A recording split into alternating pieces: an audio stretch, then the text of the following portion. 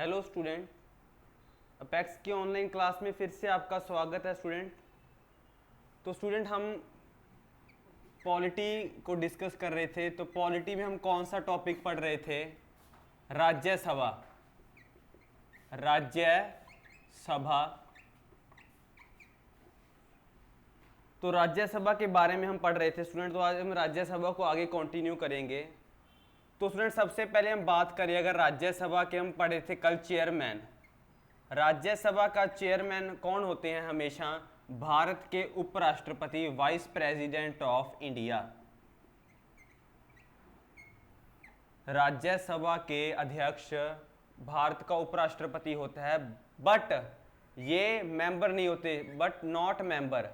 ये राज्यसभा के मेंबर नहीं हैं, पर फिर भी ये राज्यसभा के अध्यक्ष हैं।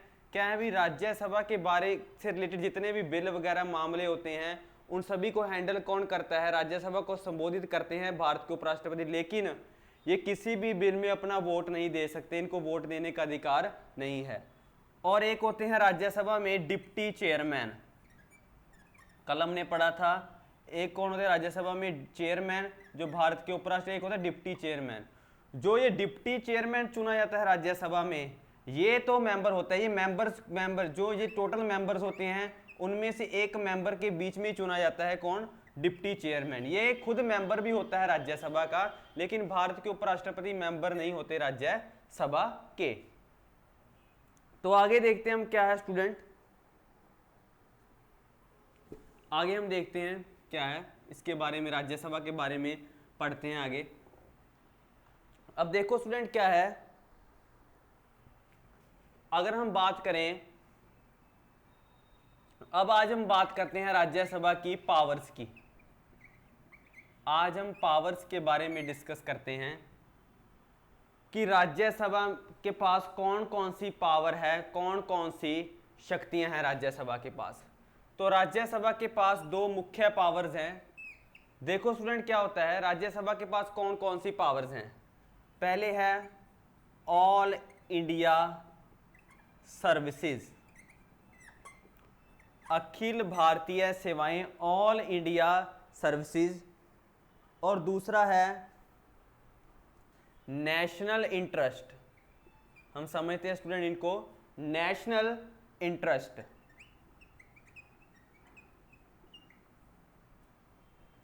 तो स्टूडेंट क्या है, ऑल इंडिया सर्विस से रिलेटेड जितने भी बिल होते हैं, ऑल इंडिया सर्विसेज से रिलेटेड जितने भी बिल होंगे वो सबसे पहले कहां से पास होंगे?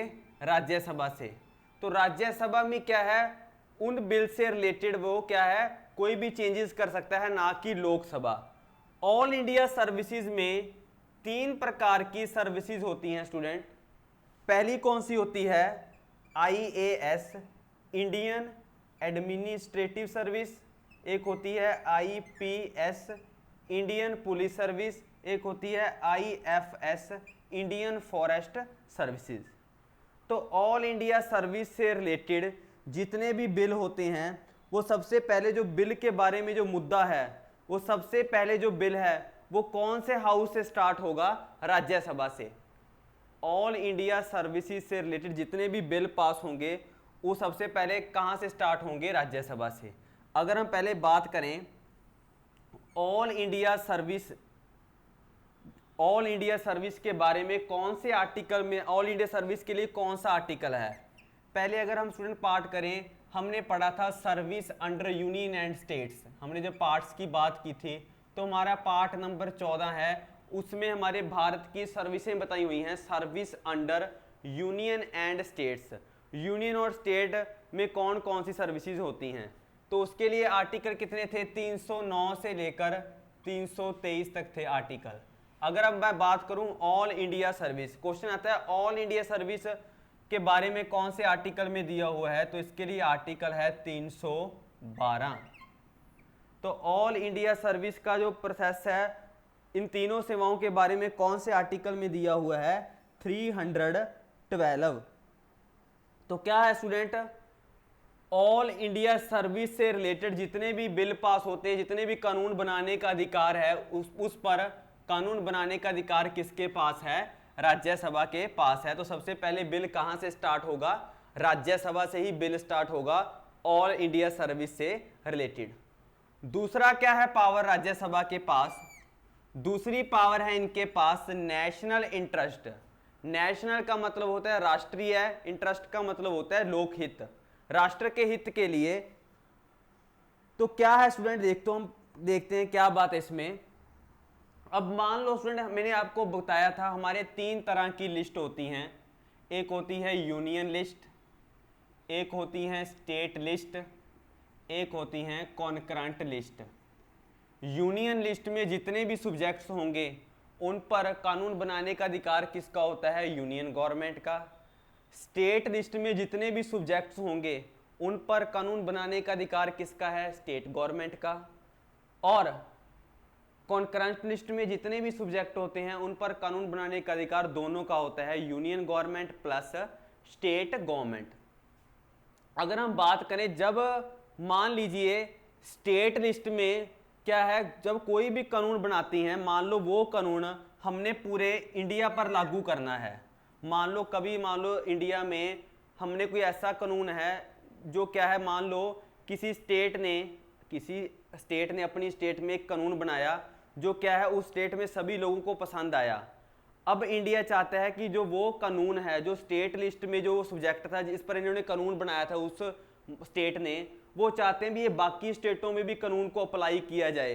क्योंकि वो कानून किसके लिए? नेशनल इंटरेस्ट, क्योंकि वो कानून राष्ट्र के हित की भलाई के लिए बहुत अच्छा है। तो क्या है, तो उस पर जो स्टेट लिस्ट में, तो उस टाइम जब कोई कानून राष्ट्र की भलाई के लिए अगर बनाया जाए तो क्या है, फिर क्या होता है, स्टेट लिस्ट में जितने भी सब्जेक्ट हैं उन पर कानून बनाने का अधिकार किसको मिल जाता है? राज्यसभा को।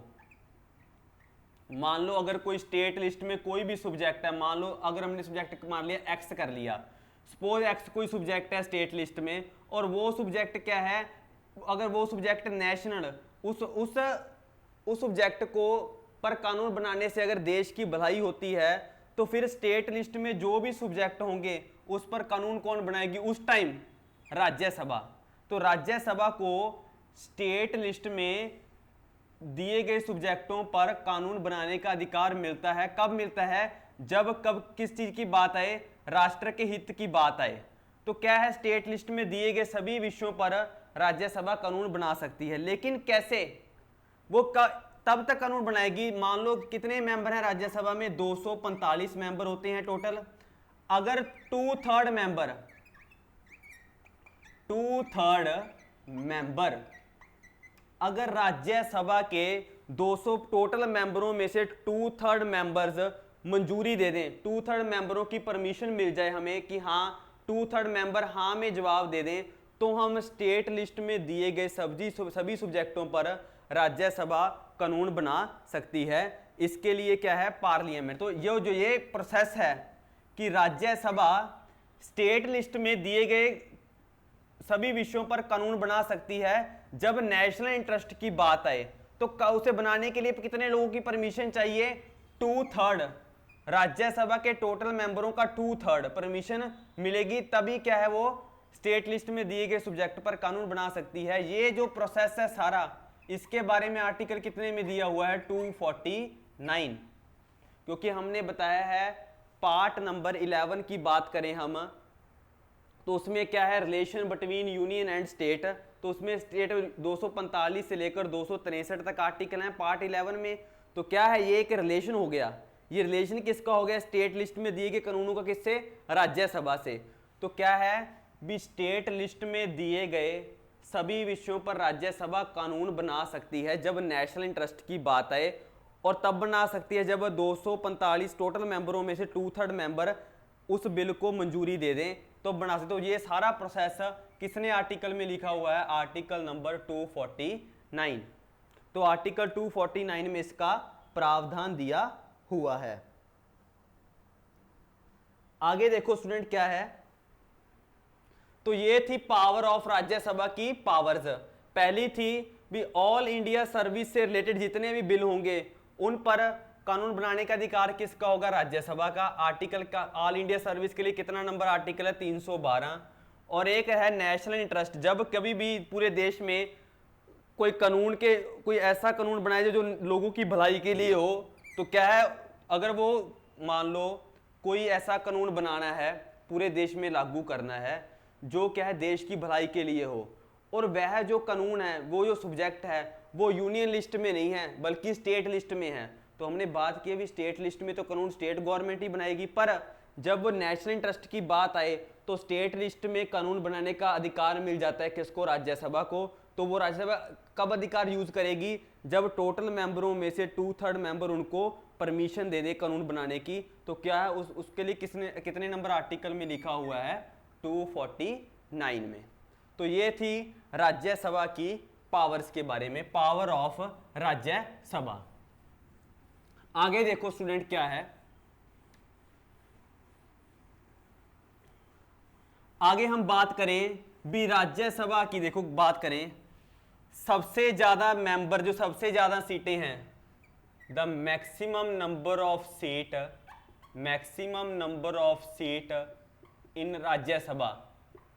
मैंने कहा है भी राज्यसभा में जो मेंबर्स होते हैं वो अलग अलग स्टेटों चुन के आते हैं। तो सबसे ज्यादा जो सीटें हैं राज्यसभा की वो कौन सी स्टेट से आती हैं, तो यूपी।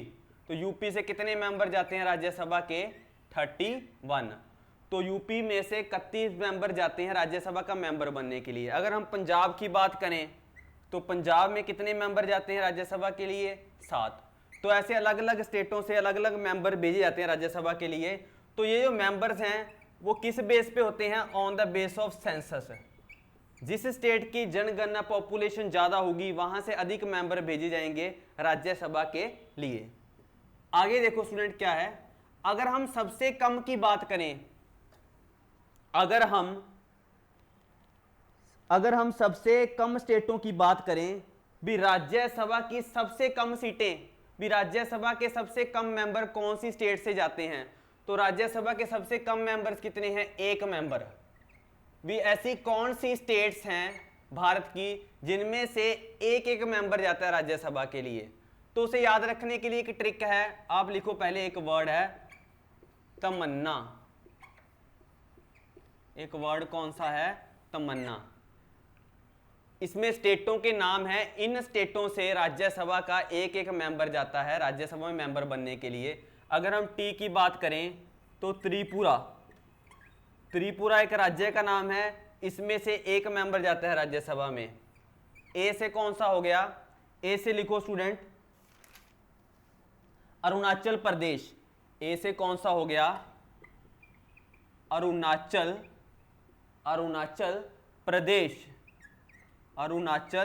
प्रदेश। ठीक है स्टूडेंट। अगर एम की बात करें, एम से हो गया मणिपुर। तो मणिपुर से भी राज्यसभा का 1 मेंबर जाता है। अगर फिर एम की बात करें, एक और एम, तो मेघालय। यहां से भी राज्यसभा का 1 मेंबर जाता है। अगर इस एम की बात करें तो मिजोरम। और इस एन की बात करें तो नागालैंड। कौन सा है, नागालैंड। और अगर हम बात करें तो इस ए से कुछ नहीं है, सिर्फ डालने के लिए था। और कौन कौन सी स्टेट्स हैं,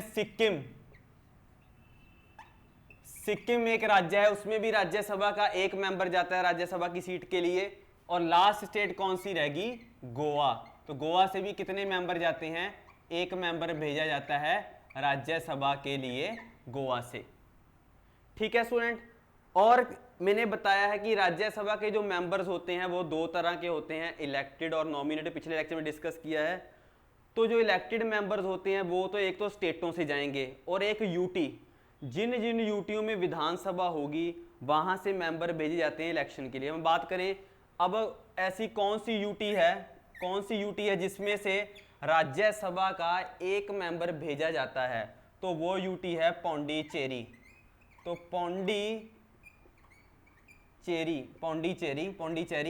पौंडीचेरी से यूटी है एक, उसमें से कितने मेंबर जाते हैं राज्यसभा में, 1 मेंबर जाता है पौंडीचेरी में। तो आगे देखो स्टूडेंट क्या है, तो ये थी कुछ स्टेटें जिनमें से, तो ऐसी कितनी स्टेटें हैं, 8 स्टेट्स हैं जिनमें से राज्यसभा का एक एक मेंबर जाता है। और सबसे ज्यादा मेंबर कौन सी स्टेट से जाता है राज्यसभा के लिए? यूपी से। कितने? 31, 31 सीटें यूपी से हैं राज्यसभा की।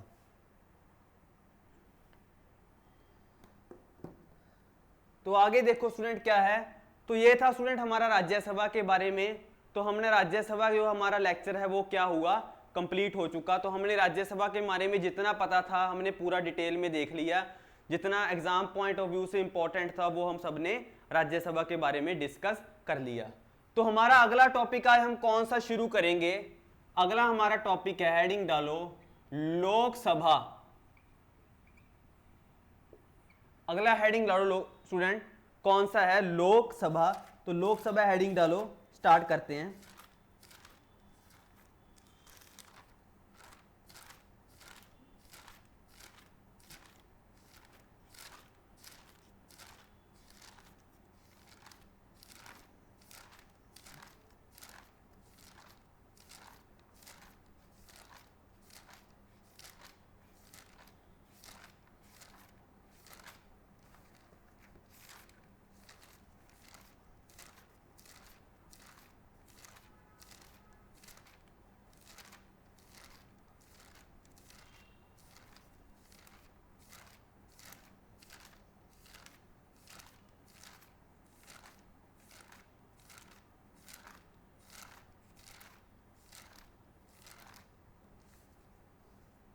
तो हेडिंग डालो स्टूडेंट लोकसभा। तो सबसे पहले हम बात करें, फिर वही बात, लोकसभा के लिए कौन सा पार्ट है?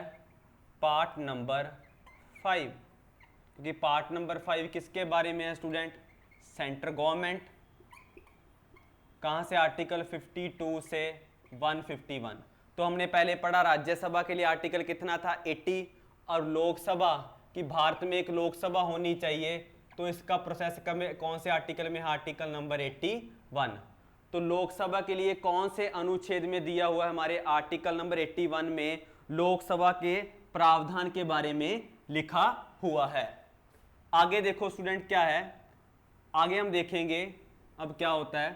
तो देखो सबसे पहले हमने देखा था एक वर्ड था पार्लियामेंट, संसद, जिसे हम हिंदी में बोलते हैं संसद। तो पार्लियामेंट के लिए आर्टिकल कितना है? 79। भी भारत में एक संसद गठित होनी चाहिए। अब संसद क्या है? संसद के 3 अंग होते हैं, 3 अंगों को मिलाकर हम संसद कहते हैं। संसद के 3 अंग कौन से हैं? देखो पार्लियामेंट जिसे हम बोलते हैं हिंदी में संसद। तो संसद के 3 अंग हैं, पहले लोकसभा, फिर Rajya Sabha, and the third one is president. ठीक है स्टूडेंट, लोकसभा, राज्यसभा और प्रेसिडेंट। अगर हम लोकसभा की बात करें तो आर्टिकल नंबर 81, राज्यसभा आर्टिकल 80 और प्रेसिडेंट आर्टिकल नंबर 52। तो हमने राज्यसभा के बारे में पढ़ लिया है। तो आज हम अब क्या शुरू करने जा रहे हैं? लोकसभा। तो हमारा कौन सा टॉपिक आज शुरू करेंगे हम? लोकसभा। तो देखो स्टूडेंट डालो हेडिंग लोकसभा।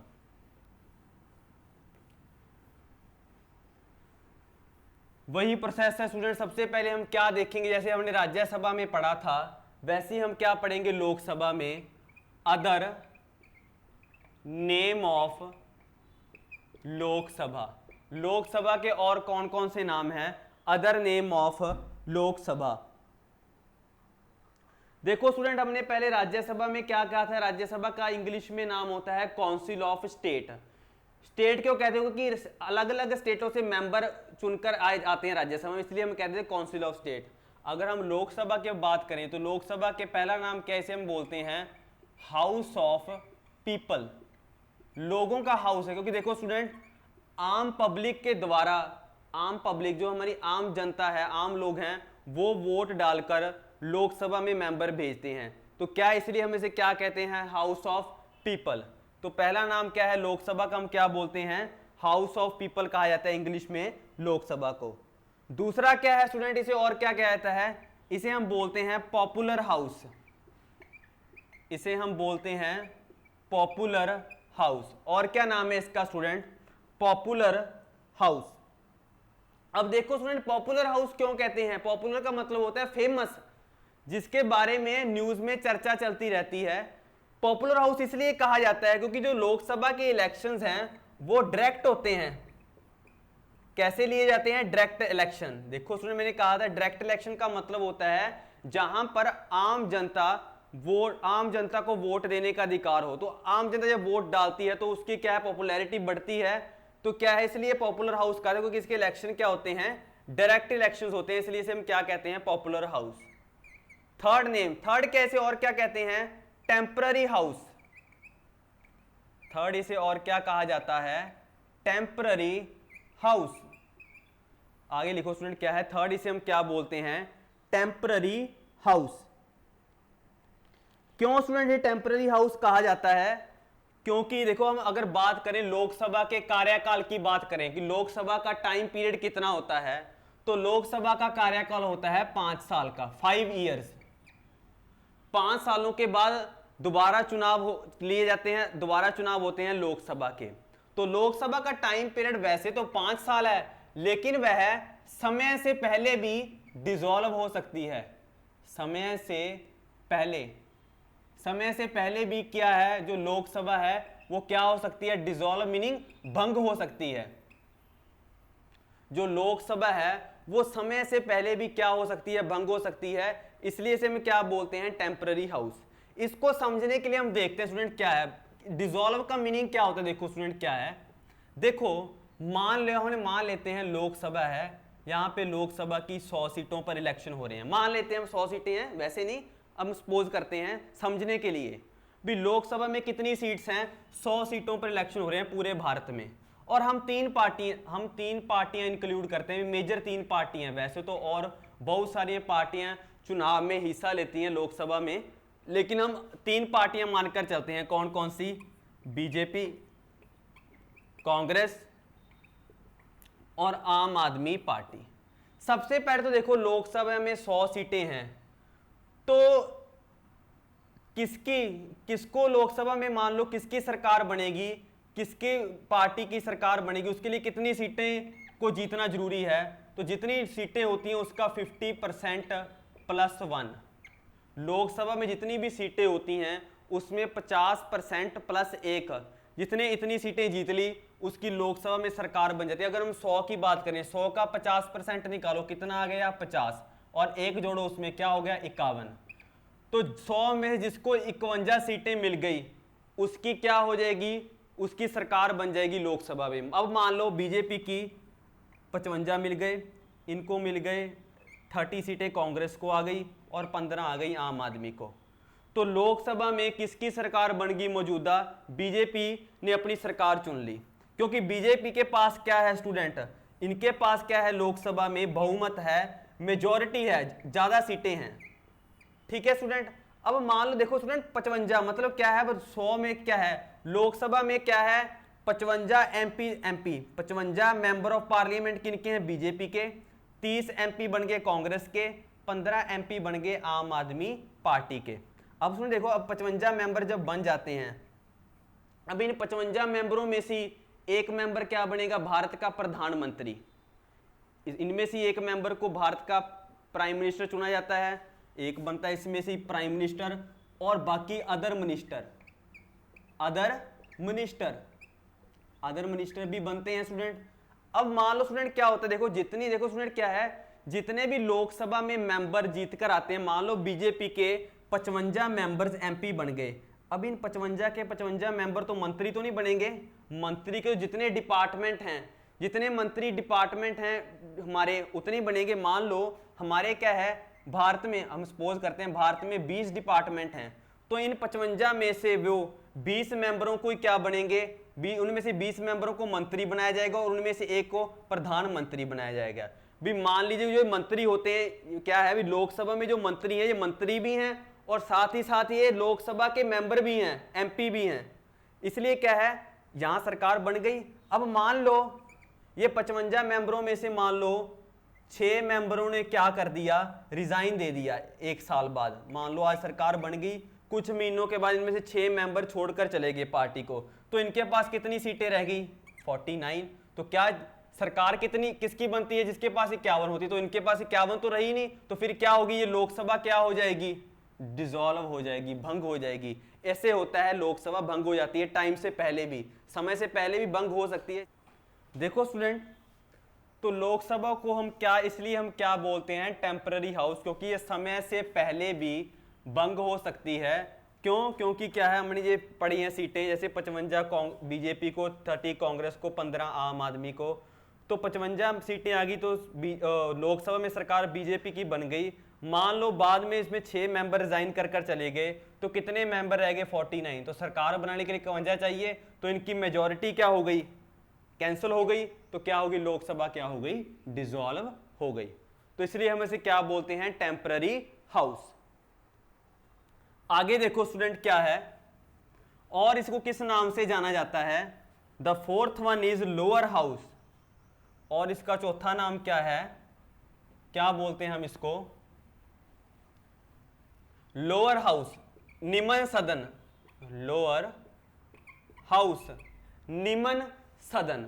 लोअर हाउस का मीनिंग है भी इस लोकसभा का मेंबर बनने के लिए, लोकसभा का मेंबर बनने के लिए मिनिमम एज कितनी चाहिए हमें? 25 साल।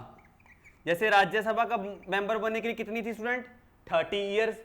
वैसे लोकसभा का मेंबर बनने के लिए कितनी एज चाहिए? 25 साल। ठीक है, तो ये थे स्टूडेंट लोकसभा के अदर नेम।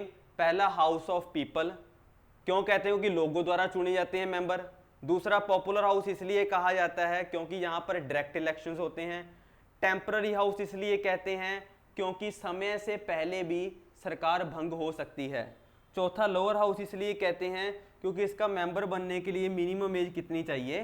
25 साल। तो ये क्या था, हमने लोकसभा के अदर नेम्स, अदर नामों के बारे में पढ़ा। आगे हम पढ़ते हैं लोकसभा के बारे में क्या बातें डिस्कस करनी है। आगे देखो स्टूडेंट क्या है, एक और क्वेश्चन है स्टूडेंट। क्या है क्वेश्चन? पूछते हैं आपको पेपर में भी, जो लोकसभा है, हम लोकसभा को क्या बोलते हैं? House of people. House of people के नाम से भी जाना जाता है लोकसभा को। एक क्वेश्चन आता है भी, लोकसभा को हाउस ऑफ पीपल हम कब से कहने लगे, कहा जाने लगा? इन 1954। 1954 में लोकसभा को हम हाउस ऑफ पीपल भी कहने लगे। इन 1954 में कहा जाने लगा। अब हम स्टूडेंट बात करते हैं इनके मेंबर्स की। अब हम देखते हैं लोकसभा के मेंबर्स के बारे में बात करते हैं। लोकसभा में कितने मेंबर्स होते हैं? तो अगेन स्टूडेंट वही राज्यसभा में जैसे कि हमने डिस्कस किया था, तो मेंबर्स को हम 2 पार्ट देखते हैं। एक तो हम बोलते हैं मैक्सिमम मेंबर, अधिक से अधिक कितने मेंबर हो सकते हैं, और प्रेजेंट टाइम में कितने हैं। ठीक है स्टूडेंट, अगर हम लोकसभा की बात करें तो लोकसभा में ज्यादा से ज्यादा, अधिक से अधिक कितने मेंबर हो सकते हैं? 552, 552 मेंबर हो सकते हैं लोकसभा में। और हम इनको 3 पार्ट में डिवाइड करते हैं, 3 पार्ट्स। इनको हम 3 पार्ट्स में डिवाइड करते हैं, 530, 20 एंड स्टूडेंट 2।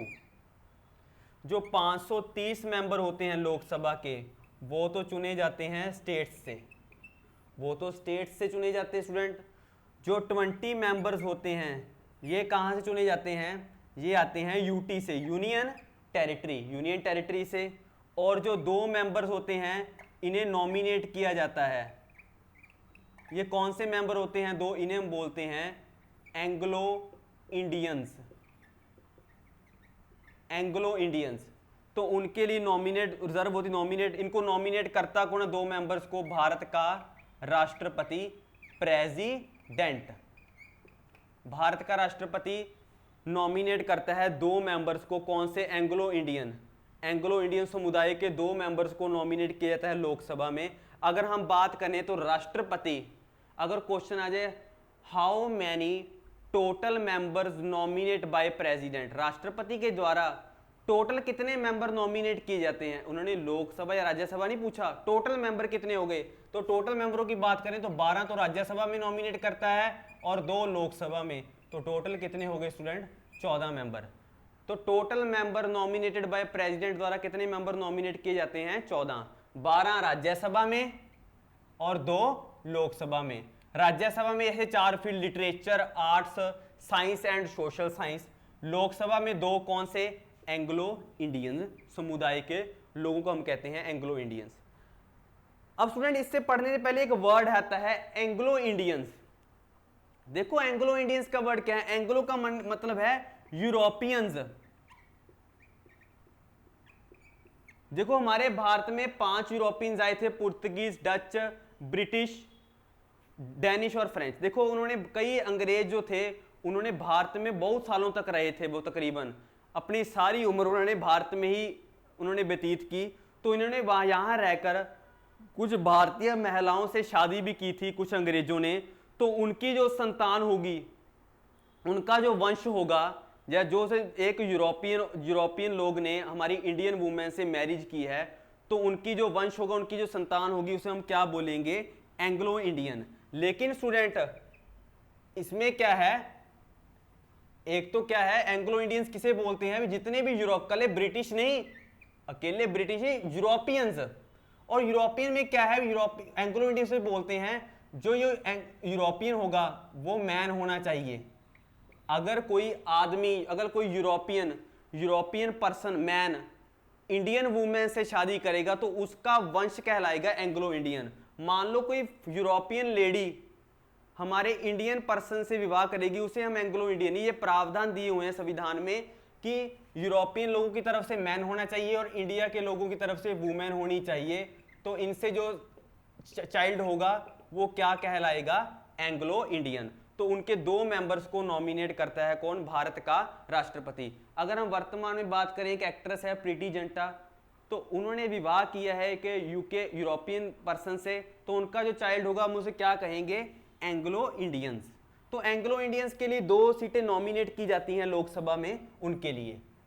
तो आगे देखो स्टूडेंट क्या है, और नॉमिनेट करता कौन है, भारत का राष्ट्रपति इन्हें नॉमिनेट करता है एंग्लो इंडियंस को। आगे देखो स्टूडेंट क्या है,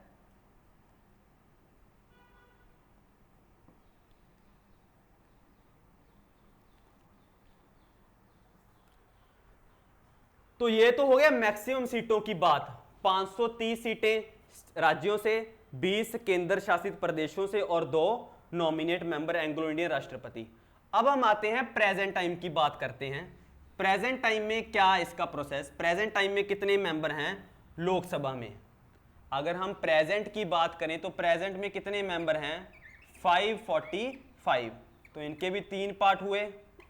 सबसे पहले 2 तो हो गए एंग्लो इंडियन, 530 हो गए स्टेटों से, स्टेट्स, और बाकी कितने रह गए पीछे, 13 मेंबर्स। तो 13 कहां से आए, यूटी से, केंद्र शासित प्रदेशों से चुने जाते हैं ये 13 मेंबर्स। अब आगे देखो स्टूडेंट क्या बात है, आगे हम डिस्कस करते हैं।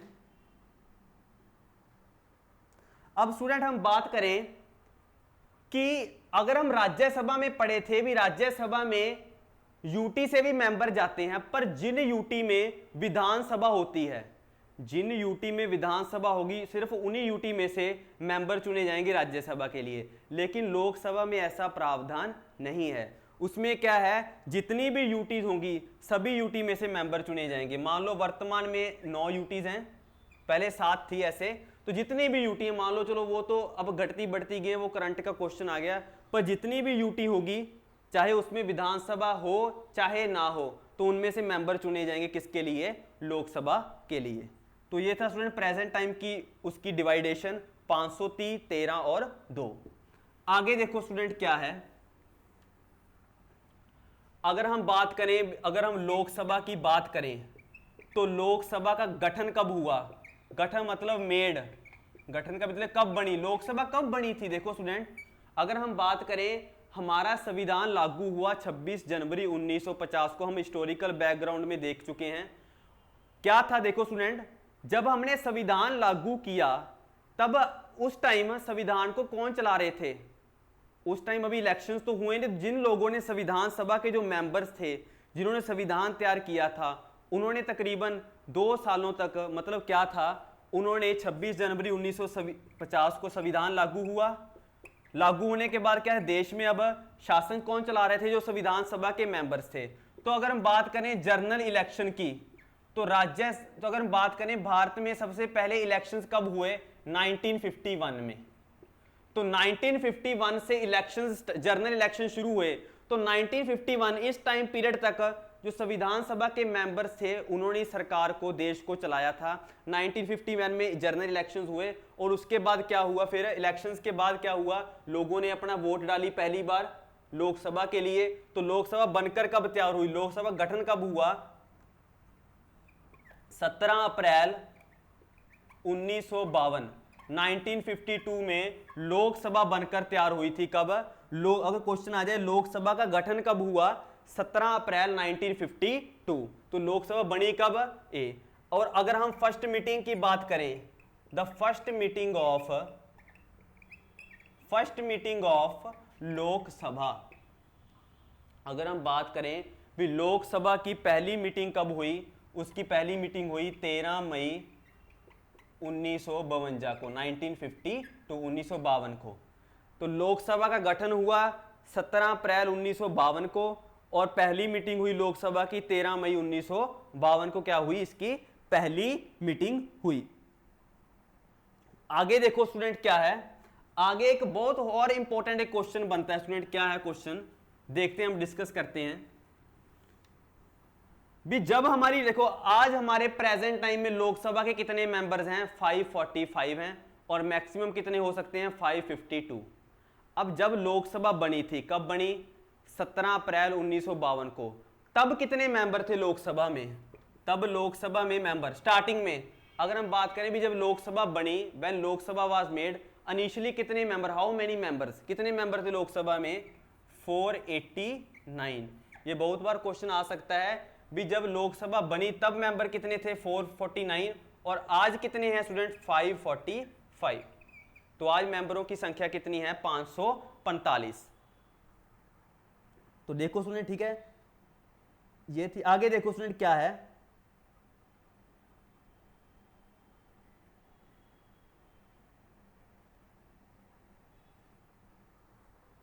आगे देखो स्टूडेंट क्या चीज है। मैंने अब राज्यसभा में बताया था कि राज्यसभा में, अब देखो स्टूडेंट 489 थे, सीटें कितनी होगी? 545। तो सीटें बढ़ाई हैं तो संविधान में क्या करनी पड़ती है? अमेंडमेंट। तो संविधान में किसी भी चीज को बढ़ाना है या डिलीट करना है, उसके लिए अमेंडमेंट मतलब संशोधन होता है संविधान में। तो हम वो प्रॉपर तरीके से पढ़ेंगे, जो मेन हमारी अमेंडमेंट हुई उसके बारे में डिस्कस करेंगे हम अलग लेक्चर में। तो आज हम पहले देखते क्या है। अब देखो, हमने राज्यसभा में पढ़ा था कि राज्यसभा में SC ST की कोई रिजर्वेशन नहीं होती, no reservation for SC ST इन राज्यसभा। लेकिन बट लोकसभा में SC ST की क्या होती है? SC ST की, लोकसभा में SC ST की क्या होती है? रिजर्वेशन है। रिजर्वेशन मिलता है इनको, SC ST को, इनकी सीटें रिजर्व की जाती हैं। कितनी हैं? टोटल सीटों का 33%। टोटल सीटों का कितना स्टूडेंट? 33% सीटें क्या हैं? इनके लिए क्या है? रिजर्वेशन है। अगर हम बात करें क्या है? रिजर्वेशन है। अगर हम बात करें तो टोटल कितनी सीटें हैं? मान लो हमारे टोटल कितनी सीटें हैं लोकसभा में? देखो स्टूडेंट, हमारे टोटल सीटें हैं लोकसभा में 545। उनमें से 131 सीटें, 131 सीट्स किनके लिए रिजर्व हैं? SC ST के लिए। तो हमारे लोकसभा में 545 सीट्स हैं, उनमें से 131 सीटें SC ST कैटेगरी के लिए है, लोगों के लिए है। तो उनको भी आगे दो पार्ट में है, एक है 84 और एक है 47। हो गए स्टूडेंट 131। तो 84 किसके लिए है? Only for SC। और 47 किसके लिए हैं? Only for ST। तो ये था लोकसभा में SC ST के लिए क्या है? रिजर्वेशन दिया गया है। आगे देखो स्टूडेंट क्या चीज है, देखो स्टूडेंट एक तो हम अपने फंडामेंटल राइट में बोलते हैं कि सभी को बराबर का अधिकार है, हम बोलते हैं ना स्टूडेंट राइट टू इक्वालिटी, एक हमारा मौलिक अधिकार है राइट टू इक्वालिटी, हम बोलते हैं भी सभी को समानता का अधिकार है। लेकिन अब हम बात करें यहाँ पे तो लोकसभा में इनको रिजर्वेशन मिली हुई है, तो ये तो फिर राइट ऑफ इक्वालिटी का उल्लंघन हो गया ना, उसका मिसयूज हो गया, उसका उल्लंघन हो गया। फिर ये रिजर्वेशन क्यों मिला है? एक तरफ तो हम कह रहे हैं भी राइट टू इक्वालिटी, सभी को समान का अधिकार है, समानता का अधिकार, सभी एक बराबर हैं, लेकिन यहाँ पे तो रिजर्वेशन मिली है। तो स्टूडेंट ये क्यों है? देखो स्टूडेंट क्या था, हम अगर आज़ादी से पहले की बात करें तो हमारे देश में कुछ पिछड़े वर्ग के लोग रहते थे, उनका समाज से लेवल बहुत नीचे था। तो क्या था, जब संविधान हमारा लागू हुआ तो उनके लिए क्या था भी, उन लोगों के लिए हमने जो ये रिजर्वेशन था 10 सालों के लिए बढ़ाया था। भी मान लो 26 की है, भी जब 10 सालों के लिए उन्होंने बढ़ाया था रिजर्वेशन, मान लो 26 जनवरी 1950 को हमारा संविधान लागू हुआ, तो उन्होंने क्या किया, यहाँ पे रिजर्वेशन दी थी कुछ SC ST कैटेगरी को। क्यों दिया था? कि ताकि उनका जो लेवल है बाकी जो अदर समाज में वर्ग रहता है उनके बराबर हो सके, और जब उनका समाज से वर्ग में बराबर लेवल हो जाएगा तब इस रिजर्वेशन को हम समाप्त कर देंगे। लेकिन वो आज भी चलता आ रहा है स्टूडेंट, आज भी हम क्या है, वो रिजर्वेशन आज भी मिलता है सभी। अगर हम गवर्नमेंट जॉब की बात करें, अगर किसी भी फील्ड में बात करें तो ये रिजर्वेशन हम उनको मिलता है। तो ये रिजर्वेशन इसलिए था ताकि उनके जो लेवल को अप किया जा सके। लेकिन स्टूडेंट क्या है, अब हम इस रिजर्वेशन की बात करें तो इसमें एक ये भी प्रावधान लिखा हुआ है, ये अगर इस रिजर्वेशन को हमने समाप्त करना है तो जितनी भी भारत में मौजूदा पार्टीज हैं उनकी परमिशन लेनी पड़ेगी। तो क्या है, ऐसा इम्पॉसिबल है क्योंकि कई बार कुछ पार्टी परमिशन नहीं देती, वो कहती है भी नहीं ये रिजर्वेशन खत्म नहीं होना चाहिए, तो इसलिए आज तक ये रिजर्वेशन चलता आ रहा है। तो इसलिए ये रिजर्वेशन मिला था SC ST कैटेगरी के लिए, लोगों के लिए। तो आगे देखो स्टूडेंट क्या है, आगे हम बात करते हैं स्टूडेंट क्या चीज है। अब मैंने आपको बताया है भी लोकसभा में SC ST लोगों के लिए, कैटेगरी के लिए रिजर्वेशन है। सो SC ST reservation for Lok Sabha, भी लोकसभा में SC ST क्लासेस को क्या है, रिजर्वेशन मिली हुई हैं। ये बात किस आर्टिकल में लिखी हुई है? अगर हम बात करें जो ये बातें हैं किस आर्टिकल में लिखी हुई हैं, तो अगर देखो स्टूडेंट हम बात करें पार्ट नंबर 16 की बात करें, देखो स्टूडेंट अगर हम पार्ट नंबर 16 की बात करें, हमने पढ़ा था पार्ट नंबर 16, उसमें हमने क्या पढ़ा था, special provision for certain classes, कुछ क्लासेस को स्पेशल प्रावधान मिले हैं, स्पेशल उनको छूट दी जाती है। तो ये पार्ट नंबर 16 था, आर्टिकल था 330 से लेकर 342 तक, यही था स्टूडेंट पार्ट नंबर 16। तो अगर हम बात करें SC ST को रिजर्वेशन मिलती है लोकसभा में, तो इसके लिए कौन से आर्टिकल में लिखा हुआ है? तो पार्ट नंबर 16 है, तो आर्टिकल इसके बीच में होगा, तो कौन सा आर्टिकल है? Article number 330। आर्टिकल 330 में लिखा हुआ है भी भारत में लोकसभा में SC ST को रिजर्वेशन मिलनी चाहिए। ये बात किस आर्टिकल में लिखी हुई है? 330 में। और अगर हम अगले आर्टिकल की बात करें 331, अगला आर्टिकल कौन सा है? 331। इसमें क्या लिखा है कि प्रेसिडेंट नॉमिनेट करेगा, president nominate 2 member of Lok Sabha in Anglo Indian community, Anglo Indian community. भी भारत का जो राष्ट्रपति होता है वह लोकसभा में 2 एंग्लो इंडियंस मेंबर को नॉमिनेट करता है। ये बात किस आर्टिकल में लिखी हुई है? आर्टिकल 331 में इस बात का प्रावधान है, ठीक है, एंग्लो इंडियंस को रिजर्वेशन मिलती है। ठीक है स्टूडेंट, अगर स्टूडेंट देखो बात सुनो, जितना भी हम सेंट्रल गवर्नमेंट में, जितना भी सेंट्रल गवर्नमेंट वर्क करती है, सेम टू सेम जो प्रोसेस है सेम टू सेम किस में होता है? स्टेट गवर्नमेंट में। अगर हम बात करें, देखो जैसे हमारे लोकसभा में SC ST के लिए रिजर्वेशन है, तो स्टेट में क्या होती है, विधानसभा, जिसे हम बोलते हैं स्टेट